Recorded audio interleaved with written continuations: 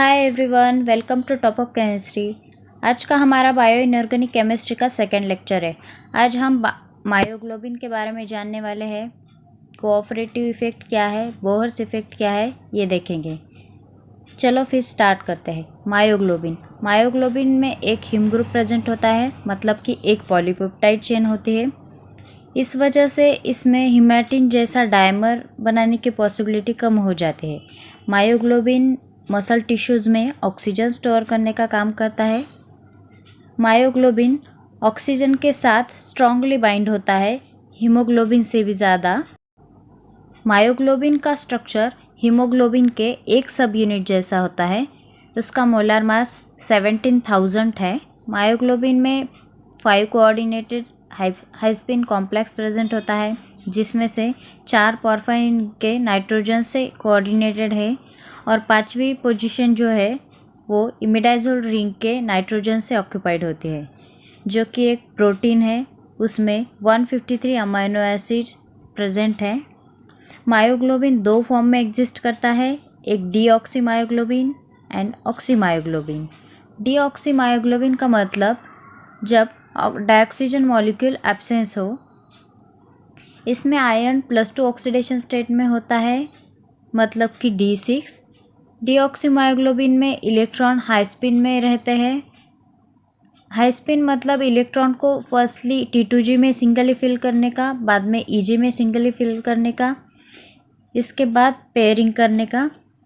इसे फिल करने के बाद T2G में 4 इलेक्ट्रॉन और EG में 2 इलेक्ट्रॉन आते हैं, जिसमें से एक इलेक्ट्रॉन dx² - dy² ऑर्बिटल में आता है और एक इलेक्ट्रॉन dz² में आता है। जब इलेक्ट्रॉन dx² - dy² ऑर्बिटल में आता है तो इस वजह से नाइट्रोजन के जो लोन पेयर ऑफ इलेक्ट्रॉन रहे उसमें रिपल्शन हो जाता है।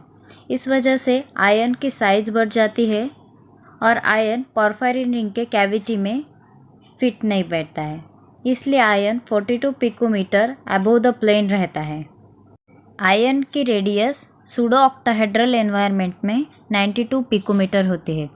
जब हम 6th लिगेंड को रिमूव करते हैं तब स्क्वायर पिरामिडल अरेंजमेंट को हम ऑक्टाहेड्रन कंसीडर कर सकते हैं। इस वजह से पोरफायरिन रिंग ट्विस्टेड और पकड़ बन जाती है।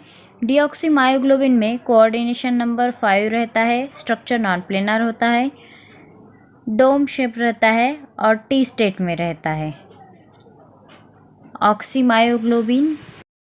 ऑक्सीमायोग्लोबिन में डायऑक्सीजन मॉलिक्यूल आयन के 6th साइट पे बाइंड होता है।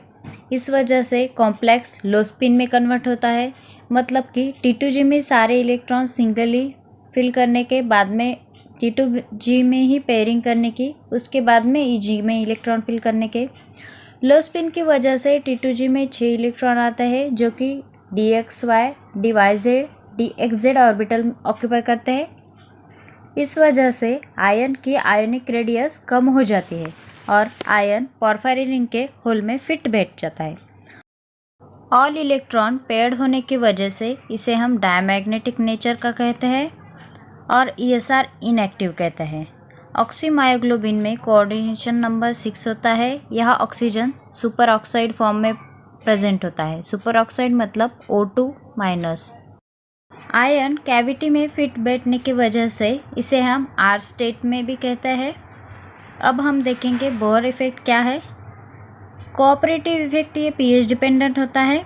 जब डायऑक्सीजन का पार्शियल प्रेशर हाई हो तब भी हीमोग्लोबिन की एफिनिटी हाई होती है। अगर pH कम हो रहा हो तो हीमोग्लोबिन की भी एफिनिटी डिक्रीज हो जाती है। इसे हम बोहर इफेक्ट कहते हैं। जब डायऑक्सीजन का पार्शियल प्रेशर लो हो तभी मायोग्लोबिन ऑक्सीजन के साथ बाइंड होता है। जब लंग्स में ऑक्सीजन ब्लड में जाता है तब हीमोग्लोबिन डायऑक्सीजन के साथ सैचुरेटेड हो जाता है। ग्लूकोज की ब्रेकडाउन की वजह से मसल टिश्यूज़ में कार्बन डाइऑक्साइड रिलीज होता है, कार्बन डाइऑक्साइड जो कि एसिडिक होता है।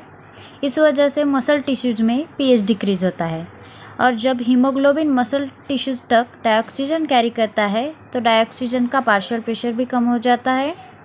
तो इस वजह से डायऑक्सीजन की एफिनिटी कम होकर मसल टिश्यू से डायऑक्सीजन हीमोग्लोबिन से मायोग्लोबिन तक ट्रांसफ़र होता है। हीमोग्लोबिन pH डिपेंडेंट होता है। इसका हाई प्रेशर हो तभी हीमोग्लोबिन बाइंड होता है ऑक्सीजन के साथ। मायोग्लोबिन पीएच इंडिपेंडेंट होता है, जब प्रेशर लो हो तभी मायोग्लोबिन ऑक्सीजन के साथ कंबाइन होता है। कोऑपरेटिव इफेक्ट किसे कहते हैं, अब हम वो जानेंगे। कोऑपरेटिव इफेक्ट मतलब जब हीमोग्लोबिन के एक सब यूनिट में डायऑक्सीजन ऐड करता है तो अदर ऑक्सीजन को ऐड करने के लिए वो इनकरेज करता है। इस प्रोसेस को कोऑपरेटिव इफेक्ट कहते हैं। हीमोग्लोबिन का हर एक आयन एक ऑक्सीजन मॉलिक्यूल के साथ कंबाइन होता है, तो इस वजह से एक हीमोग्लोबिन के मॉलिक्यूल में 4 ऑक्सीजन मॉलिक्यूल कैरी होते हैं। ऑक्सीजन मॉलिक्यूल एक एक करके ऐड किए जाते हैं। लंग्स में ऑक्सीजन आता है तब अगर O2 का प्रेशर ज़्यादा होता है तो हीमोग्लोबिन के साथ वो बाइंड हो जाता है, लेकिन पहले ऑक्सीजन मॉलिक्यूल को बाइंड होने के लिए ज़्यादा समय लगता है। जब पहला ऑक्सीजन मॉलिक्यूल बाइंड होता है तो रिंग का स्ट्रेन थोड़ा सा कम हो जाता है। इस वजह से कोऑपरेटिविटी इफ़ेक्ट दिखा के सेकेंड मॉलिक्यूल भी कंबाइन होता है, उसके बाद थर्ड मॉलिक्यूल कंबाइन होता है। ऐसे 4 ऑक्सीजन के मॉलिक्यूल कंबाइन होते हैं। पहले ऑक्सीजन मॉलिक्यूल कंबाइन होने का रेट K1 है, ऐसे ही सेकेंड मॉलिक्यूल O2 कंबाइन होने का रेट K2 है। इसलिए सबसे ज़्यादा रेट आखिरी वाले का K4 वाले का होता है। तो इस वजह से हीमोग्लोबिन में डायऑक्सीजन की एफिनिटी बढ़ने की वजह से कर्व स्ट्रेट लाइन आने की बजाय सिग्मोइडल आ जाता है। लेकिन मायोग्लोबिन में केवल एक ही हीम ग्रुप प्रेजेंट होता है, इसलिए ये कोऑपरेटिविटी इफेक्ट शो नहीं करता है, इसलिए इसका कर्व हाइपरबोलिक आता है। जब मायोग्लोबिन डायऑक्सीजन के साथ कंबाइन होता है तो MbO2 फॉर्म होता है। उसका रेट देखें तो K myoglobin is equal to product upon reactant. F ये फ्रैक्शन ऑफ मायोग्लोबिन है जो कि ऑक्सीजन के साथ है। PO2 पार्शियल प्रेशर है डायऑक्सीजन का। F is equal to KPO2 divided by 1 + KPO2। इसे हम इक्विलिब्रियम कांस्टेंट और बाइंडिंग कांस्टेंट कहते हैं डायऑक्सीजन का। इसके 2 केस आ सकते हैं। केस फर्स्ट, जहाँ पर पार्शियल प्रेशर हाई है, 1 से ज़्यादा है, तो F is equal to KPO2 divided by KPO2 is equal to 1 आ जाता है। इसका मतलब F पार्शियल प्रेशर पे डिपेंड नहीं है और वो 0 ऑर्डर रिएक्शन है। और केस 2, जहाँ पे पार्शियल प्रेशर PO2 लो होता है 1 से, F is equal to KPO2 divided by 1 आ जाता है पार्शियल प्रेशर लो होने की वजह से। इसका मतलब F डायरेक्टली प्रोपोर्शनल आता है पार्शियल प्रेशर से और ये फर्स्ट ऑर्डर रिएक्शन है। इसे हम डायरेक्टली ऐसे याद रख सकते हैं, जब पार्शियल प्रेशर हाई हो तो 0 ऑर्डर रिएक्शन है और F इंडिपेंडेंट है, और अगर पार्शियल प्रेशर लो हो तो F डायरेक्टली प्रोपोर्शनल है और फर्स्ट ऑर्डर रिएक्शन है। अब हम देखेंगे poisoning effect of cyanide ion and carbon monoxide.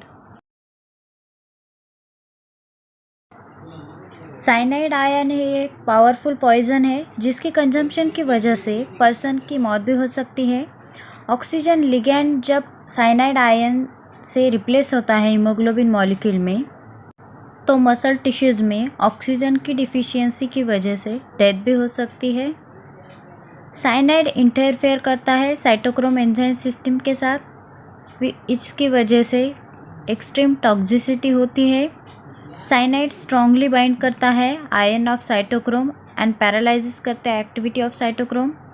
Cyanide ion जैसा ही कार्बन मोनोऑक्साइड अगर ऑक्सीजन साइड पे ऑक्यूपाई हो जाए हीमोग्लोबिन में तो ऑक्सीजन ट्रांसफ़र स्टॉप करता है। अब हम देखेंगे कार्बन मोनोऑक्साइड के बारे में। कार्बन मोनोऑक्साइड सिमिलर होता है O2 से इलेक्ट्रॉनिकली एंड स्टैटिकली। इस वजह से कार्बन मोनोऑक्साइड हीमोग्लोबिन और मेटालोप्रोटीन के साइट पर बाइंड करता है। इनफैक्ट हीमोग्लोबिन एंड मायोग्लोबिन की एफिनिटी कार्बन मोनोऑक्साइड के लिए O2 से ज़्यादा होती है। इस वजह से अगर कोई पर्सन कार्बन मोनोऑक्साइड को सूंघ लेता है तो वो ऑक्सीजन ट्रांजिशन साइट को ब्लॉक करता है और O2 ट्रांसपोर्ट होने से रोकता है।